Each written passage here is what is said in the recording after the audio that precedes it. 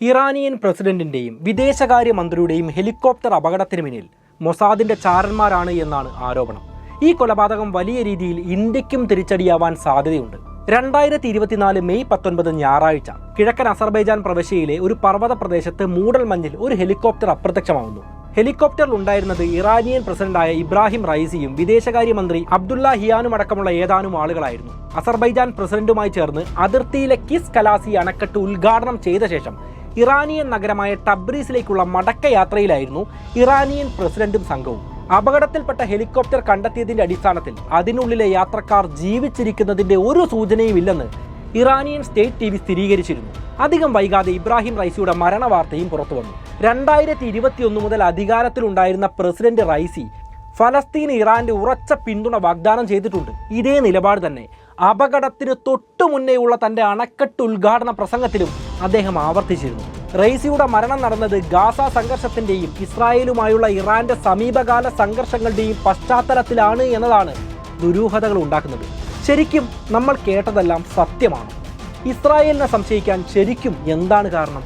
ഈ സംഭവങ്ങളെല്ലാം ഇന്ത്യക്ക് എങ്ങനെ തിരിച്ചടിയാവും? നമുക്ക് നേരെ വീഡിയോയിലേക്ക് പോവാം.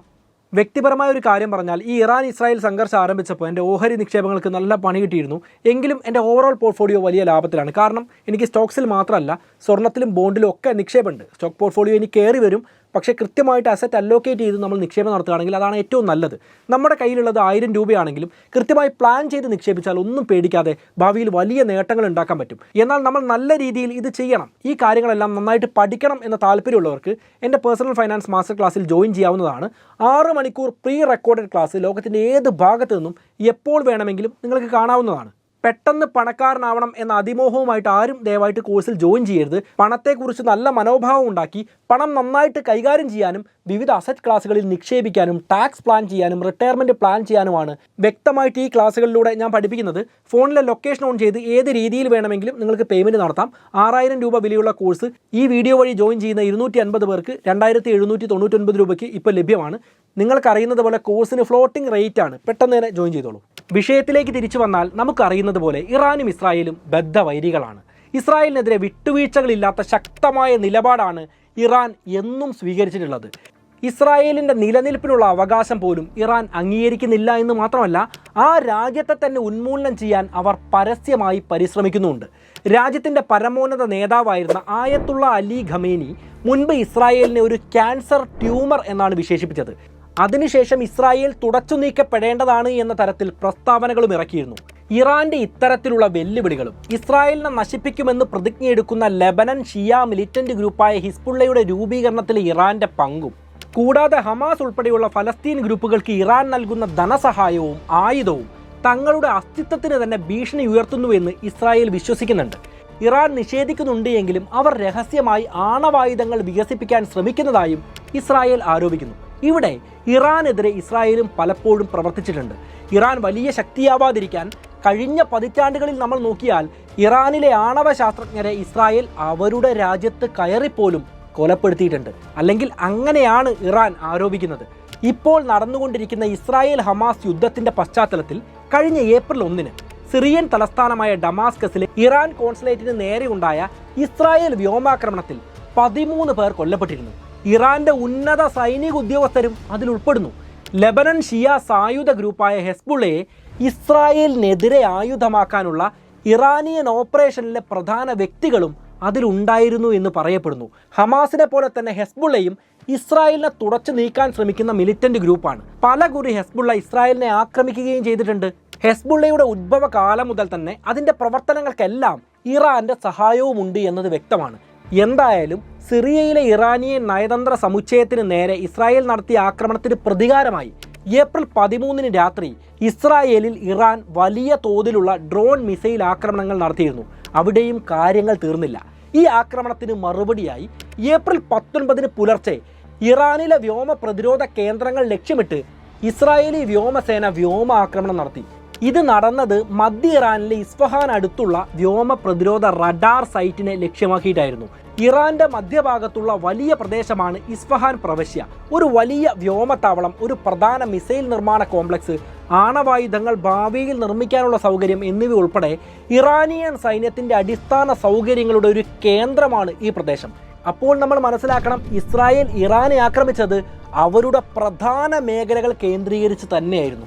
എന്തായാലും മേഖലയിലെ യുദ്ധസമാനമായ പശ്ചാത്തലവും ഇസ്രായേലിനെതിരെ നിന്നിരുന്ന ഇറാന്റെ തുറുപ്പിച്ചിട്ടായ പട്ടാള ഉദ്യോഗസ്ഥരുടെ കൊലപാതകവും ഈ യുദ്ധം ജയിക്കണമെങ്കിൽ ഹമാസിനെ മാത്രം തോൽപ്പിച്ചാൽ പോരാ, പിന്നിൽ ശക്തനായി നിലകൊള്ളുന്ന ഇറാനെയും കീഴടക്കണമെന്ന തിരിച്ചറിവാണ് സൂചിപ്പിക്കുന്നത്. ഇസ്രായേൽ ആ കാര്യങ്ങൾ മുൻപേ മനസ്സിലാക്കിയിരുന്നുവെങ്കിലും ശക്തമായ തിരിച്ചടികൾ ഇപ്പോഴാണ് ആരംഭിക്കുന്നത്. ഈ ഒരു സാഹചര്യത്തിലാണ് ഇറാനിയൻ പ്രസിഡന്റ് ഇബ്രാഹിം റൈസിയുടെ മരണത്തിൽ ഇസ്രായേലിൻ്റെ പങ്ക് സംശയിക്കപ്പെടുന്നത്, അല്ലെങ്കിൽ പലരും സംശയിക്കുന്നത്. 2021 ഓഗസ്റ്റിൽ ഇബ്രാഹിം റൈസി അധികാരത്തിൽ വന്ന സമയത്ത് യമനിലെ ഹൂതികളുമായിട്ടും ഫലസ്തീനിലെ ഹമാസുമായിട്ടും ഇറാന്റെ ബന്ധം വളർന്നു കാണാൻ ആഗ്രഹിക്കുന്നുവെന്ന് വ്യക്തമാക്കിയിരുന്നു. ഒക്ടോബർ 7 ഹമാസ് ഇസ്രായേലിനെതിരെ വൻ ആക്രമണം അഴിച്ചുവിട്ടതിന് പിന്നിലും ഇറാന്റെയും ഇബ്രാഹിം റൈസിയുടെയും പിന്തുണ ഉണ്ട് എന്നാണ് പറയപ്പെടുന്നത്. ഈ ആക്രമണത്തെ വലിയ വിജയം എന്ന രീതിയിൽ ഇറാൻ വാഴ്ത്തിയെങ്കിലും ഇതിൽ തങ്ങളുടെ പങ്ക് ഇറാൻ നിഷേധിച്ചിരുന്നു.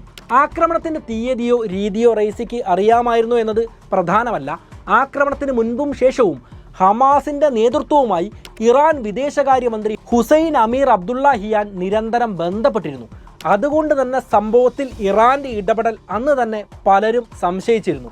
ഇബ്രാഹിം റൈസി എന്ന ഇറാന്റെ പ്രസിഡന്റ് ഹെലികോപ്റ്റർ അപകടത്തിൽ പെടുന്ന സമയത്ത് അതിൽ ഹുസൈൻ അമീർ അബ്ദുല്ലാഹിയും ഉണ്ടായിരുന്നു എന്നത് പ്രത്യേകമായിട്ട് നമ്മൾ ഓർക്കേണ്ടതാണ്. ഇപ്പോൾ റൈസിയുടെ മരണത്തിൽ ഹമാസ് അനുശോചനം രേഖപ്പെടുത്തി മുന്നോട്ട് വന്നിട്ടുണ്ട്.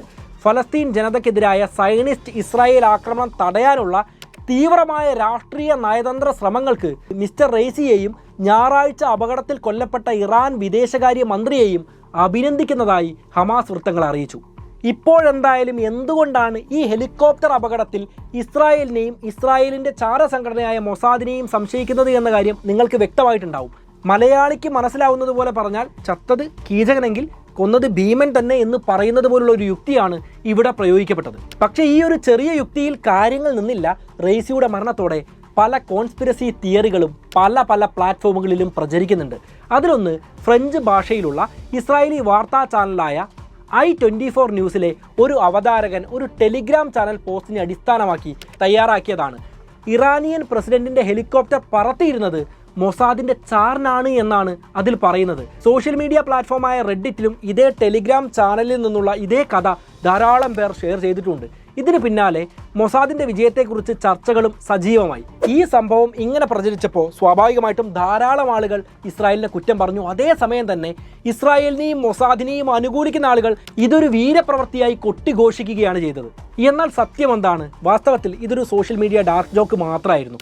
പിന്നീട് i24 ന്യൂസ് ചാനൽ തെറ്റായ വാർത്ത പ്രചരിച്ചതിൽ ഖേദവും രേഖപ്പെടുത്തിയിരുന്നു. മലയാള മാധ്യമങ്ങളിൽ പലരും വലിയ കാര്യമാക്കി ഈ വാർത്ത പറഞ്ഞതും ഈ അവസരത്തിൽ നമ്മൾ ഓർക്കേണ്ടതാണ്. ഇസ്രായേലിനെ പ്രതിസ്ഥാനത്ത് നിർത്തിക്കൊണ്ട് മുൻ യൂറോപ്യൻ പാർലമെന്റ് പ്രതിനിധിയായ നിക് ഗ്രിഫിൻ അടക്കമുള്ളവർ രംഗത്ത് വന്നിട്ടുണ്ട്. സോഷ്യൽ മീഡിയ പ്ലാറ്റ്ഫോമായ എക്സിൽ അദ്ദേഹം കുറിച്ചത് ഇങ്ങനെയാണ്: യുദ്ധം തുടർച്ചയായി നിലനിന്ന് പോകുന്നതിൻ്റെ കാരണം ഇസ്രായേലിൻ്റെ ആയുധ വ്യവസായത്തിൻ്റെ വൻതോതിലുള്ള ലാഭവും അവരുടെ വിദ്വേഷവുമാണ്. അതുകൊണ്ട് ഗാസ, ഹെസ്ബുള്ള, ഇറാൻ, ഇസ്രായേൽ സംഘർഷങ്ങൾക്കപ്പുറം ഈ സംഭവത്തിൽ മൊസാദ് ഉൾപ്പെട്ടതിന് വ്യക്തമായ കാരണങ്ങളുണ്ട്. ഇത് ഞാനിപ്പോൾ പറഞ്ഞത് വെറുതെ അല്ല. ഈ സംഭവത്തിൽ മൊസാദിനെ സംശയിക്കുന്നത് വെറുതെ സോഷ്യൽ മീഡിയയിൽ എഴുതുന്നവർ മാത്രമല്ല, ഉത്തരവാദിത്ത സ്ഥാനങ്ങൾ അലങ്കരിച്ചിരുന്ന ആളുകളുമാണ്. എന്നാൽ പതിവ് പോലെ ഇസ്രായേൽ ഇത്തരം ആരോപണങ്ങളെ തള്ളിക്കളഞ്ഞ് മുന്നോട്ട് വന്നു കഴിഞ്ഞു. എന്നാൽ ഇസ്രായേൽ മാത്രമല്ല, ഇറാൻ പോലും നിലവിൽ മൊസാദ് അല്ലെങ്കിൽ ഇസ്രായേലാണ് ഇതിന് പിന്നിൽ എന്ന് ആരോപിക്കുന്നില്ല. മോശം കാലാവസ്ഥ മൂലമുണ്ടായ ഒരു അനിഷ്ട സംഭവം മാത്രമായാണ് അവർ ഈ സംഭവത്തെ കാണുന്നത്. എങ്കിലും കൂടുതൽ വിവരങ്ങളും അന്വേഷണങ്ങളും എല്ലാം പുറത്തു വരേണ്ടതുണ്ട് എന്ന സത്യം ഞാൻ മറക്കുന്നില്ല. അത്തരത്തിൽ പുതിയ വിവരങ്ങൾ എന്തെങ്കിലും പുറത്തു വന്നാൽ തീർച്ചയായിട്ടും നമുക്ക് സംസാരിക്കാവുന്നതാണ്. മറ്റൊരു കാര്യം, വാസ്തവത്തിൽ ഇബ്രാഹിം റൈസിയുടെ മരണം ഇസ്രായേലിന് ഒരു അനുഗ്രഹമായി എങ്കിലും ഇന്ത്യയെ സംബന്ധിച്ചിടത്തോളം വലിയ ആശങ്ക ഉണ്ടാക്കുന്നതാണ്. 2021 ഇബ്രാഹിം റൈസി അധികാരത്തിലെത്തുന്നത്. പോൾ ചെയ്ത 28.9 ദശലക്ഷം വോട്ടുകളിൽ 62% നേടിയാണ് അദ്ദേഹം വിജയിച്ചത്. ഇറാനിയൻ ഇസ്ലാമിക് റിപ്പബ്ലിക്കിൻ്റെ ചരിത്രത്തിൽ ഏറ്റവും കുറഞ്ഞ പോളിംഗ് ശതമാനം രേഖപ്പെടുത്തിയ വർഷമായിരുന്നു അത്. അതുകൂടാതെ പ്രധാന എതിരാളികളെയെല്ലാം അയോഗ്യരാക്കിയ ഒരു തിരഞ്ഞെടുപ്പുമായിരുന്നു. ഈ കാര്യങ്ങൾ ഞാൻ ജസ്റ്റ് പറഞ്ഞു എന്ന് മാത്രം. ഇതൊക്കെ അവരുടെ രാജ്യത്തിൻ്റെ കാര്യമാണ്, നമുക്കതിൽ വലിയ അഭിപ്രായമൊന്നുമില്ല. പക്ഷേ അദ്ദേഹം അധികാരമേറ്റ മുതൽ ഇറാൻ ഇന്ത്യയുമായി നല്ല ബന്ധം പുലർത്തിയിരുന്നു എന്നത് എടുത്തു പറയേണ്ട കാര്യമാണ്. 2021 ഓഗസ്റ്റിൽ നടന്ന പ്രസിഡന്റ് ഇബ്രാഹിം റൈസിയുടെ സത്യപ്രതിജ്ഞയ്ക്ക് ക്ഷണിക്കപ്പെട്ട ചുരുക്കം ചില രാജ്യങ്ങളിൽ ഇന്ത്യയും ഉൾപ്പെട്ടിരുന്നു. ജോഹന്നാസ്ബർഗിൽ നടന്ന ബ്രിക്സ് ഉച്ചകോടിക്ക് മുന്നോടിയായി 2023 ഓഗസ്റ്റിലാണ് പ്രധാനമന്ത്രി നരേന്ദ്രമോദി അവസാനമായി റെയ്സിയെ കണ്ടത്. ബ്രസീൽ, റഷ്യ, ഇന്ത്യ, ചൈന, ദക്ഷിണാഫ്രിക്ക എന്നീ രാജ്യങ്ങൾ ഉൾപ്പെട്ടിരുന്ന ബ്രിക്സിൽ ചേരാനുള്ള ഇറാന്റെ ശ്രമത്തെ ഇന്ത്യ പിന്തുണച്ചിരുന്നു. 2023 സെപ്റ്റംബർ മാസം നടന്ന ബ്രിക്സ് സമ്മേളനത്തോടുകൂടി ഇറാൻ സഖ്യത്തിൽ ചേരുകയും ചെയ്തു. മറ്റൊരു കാര്യം, ലുക്ക് ഈസ്റ്റ് പോളിസിയുടെ ഭാഗമായി പ്രസിഡന്റ് റെയ്സിയുടെ കീഴിൽ ഇന്ത്യ ഉൾപ്പെടെയുള്ള ഏഷ്യൻ ശക്തികളുമായിട്ടുള്ള ബന്ധം കൂടുതൽ ആഴത്തിലാക്കാനുള്ള ശ്രമങ്ങൾ ഇറാൻ നടത്തിയിരുന്നു. പ്രധാനമായിട്ടും ഇന്ത്യ ഉൾപ്പെടുന്ന INSTC ഉൾപ്പെടെയുള്ള പ്രാദേശിക കണക്ടിവിറ്റി പ്രൊജക്റ്റുകളിൽ കൈവരിച്ച പുരോഗതി, ചബഹാർ തുറമുഖം മുതലായവ ഇന്ത്യയുടെ ഇറാനുമായിട്ടുള്ള നയതന്ത്ര ബന്ധത്തിന്റെ വിജയമായിട്ട് കണക്കാക്കാവുന്നതാണ്. ഇന്ത്യ, ഇറാൻ, അസർബൈജാൻ, റഷ്യ, മധ്യേഷ്യ, യൂറോപ്പ് എന്നിവിടങ്ങളിലേക്ക് ചരക്ക് നീക്കത്തിനുള്ള 7200 കിലോമീറ്റർ മൾട്ടി മോഡ് നെറ്റ്വർക്ക് റൂട്ടാണ് INSTC, അല്ലെങ്കിൽ international north south transport corridor. ശരിക്കും ഇതിന്റെ പ്രസക്തി എന്താണെന്നറിയോ? ഇന്ത്യക്ക് ഭീഷണി ഉയർത്തുന്ന ചൈനയുടെ ബെൽറ്റ് ആൻഡ് റോഡ് ഇനീഷ്യേറ്റീവിനെതിരെയുള്ള ഇന്ത്യയുടെ പ്രതിരോധമാണിത്. അതിൽ പ്രധാനമായിട്ട് നിലനിൽക്കുന്നത് ആരാണ്? ഇറാൻ തന്നെയാണ്. അതുകൊണ്ട് തന്നെ ഇറാൻ ഇന്ത്യയുടെ ഏറ്റവും അടുത്ത സുഹൃത്ത് രാജ്യങ്ങളിൽ ഒരു രാജ്യം തന്നെയാണ്. അതുപോലെ തന്നെ വളരെ പ്രധാനപ്പെട്ട ഒന്നാണ് മുകളിൽ പറഞ്ഞ ചബഹാർ തുറമുഖത്തിന്റെ കരാറും. കഴിഞ്ഞ മെയ് 13 ഇന്ത്യയും ഇറാനും വർഷങ്ങൾ നീണ്ട ചർച്ചകൾക്ക് ശേഷം ഇറാനിയൻ ചബഹാർ തുറമുഖത്തിനായി 10 വർഷത്തെ കരാറിൽ ഒപ്പുവെച്ചു. ഇന്ത്യൻ സഹായത്തോടെ വികസിപ്പിച്ചെടുക്കുന്ന തെക്ക് കിഴക്കൻ ഇറാനിലെ തന്ത്രപ്രധാനമായ ഒരു തുറമുഖമാണിത്. മധ്യേഷ്യയുമായുള്ള വ്യാപാര ബന്ധം വിപുലീകരിക്കാൻ ഇന്ത്യയെ ഇത് വലിയ രീതിയിൽ സഹായിക്കുന്നതുമാണ്. കൂടാതെ ചൈന ഇന്ത്യക്ക് ചുറ്റും നാവിക താവളങ്ങൾ നിർമ്മിക്കുമ്പോൾ അതിനെ നേരിടാൻ ഇന്ത്യയും മറ്റ് രാജ്യങ്ങളിൽ തങ്ങളുടേതായ താവളങ്ങൾ നിർമ്മിക്കുന്നുണ്ട്. ഒരുപക്ഷെ നാവിക താവളങ്ങൾ ആവണമെന്നില്ല, പക്ഷെ ഭാവിയിൽ അതിനുവേണ്ടിയും നമുക്ക് ഉപയോഗിക്കാൻ പറ്റുന്ന രീതിയിൽ ആ താവളങ്ങളെ മാറ്റിയെടുക്കാൻ നമുക്ക് സാധിക്കുന്നതുമാണ്. അതുകൊണ്ട് തന്നെ ചൈനയെ പ്രതിരോധിക്കുന്നതിൽ ഏറ്റവും പ്രധാനപ്പെട്ട ഒന്നാണ് ചബഹാർ തുറമുഖവും. അതായത് ഇസ്രായേലുമായിട്ട് വലിയ പ്രശ്നങ്ങൾ നിലനിൽക്കുന്ന സമയത്ത് പോലും ഇന്ത്യയുമായി റെയ്സിയുടെ ഇറാൻ നല്ല ബന്ധത്തിലായിരുന്നു. കഴിഞ്ഞ ഏപ്രിലിൽ യുദ്ധത്തിന്റെ ഭാഗമായി പിടിച്ചെടുക്കപ്പെട്ട ഇസ്രായേലി ബന്ധമുള്ള കപ്പലുകളിലെ 5 ഇന്ത്യൻ നാവികരെ ഇറാൻ മോചിപ്പിച്ചത് ഇരു രാജ്യങ്ങളും തമ്മിലുള്ള നയതന്ത്ര ബന്ധത്തിന്റെ ആഴം മനസ്സിലാക്കാൻ സഹായിക്കുന്ന ഒരു ഉദാഹരണം മാത്രമാണ്. ഈ കാരണങ്ങളൊക്കെ കൊണ്ട് തന്നെ ഇബ്രാഹിം റെയ്സിയുടെ മരണം ഇന്ത്യ ഇറാൻ ബന്ധങ്ങൾക്ക് തിരിച്ചടിയാവുമോ എന്നും വിദഗ്ധർ ആശങ്കപ്പെടുന്നുണ്ട്. റെയ്സിയുടെ മരണത്തിൽ പ്രധാനമന്ത്രി ശ്രീ നരേന്ദ്രമോദിയും വിദേശകാര്യമന്ത്രി ജയശങ്കറും അനുശോചനം രേഖപ്പെടുത്തിയിരുന്നു. മെയ് 21 ദുഃഖാചരണ ദിനമായിട്ട് ഇന്ത്യ ആചരിക്കുകയും ചെയ്തിരുന്നു. എന്നിരുന്നാലും അടുത്ത പ്രസിഡന്റിനെ തെരഞ്ഞെടുക്കാനുള്ള തെരഞ്ഞെടുപ്പെല്ലാം ഇറാനിൽ ജൂൺ 28 നടക്കുക.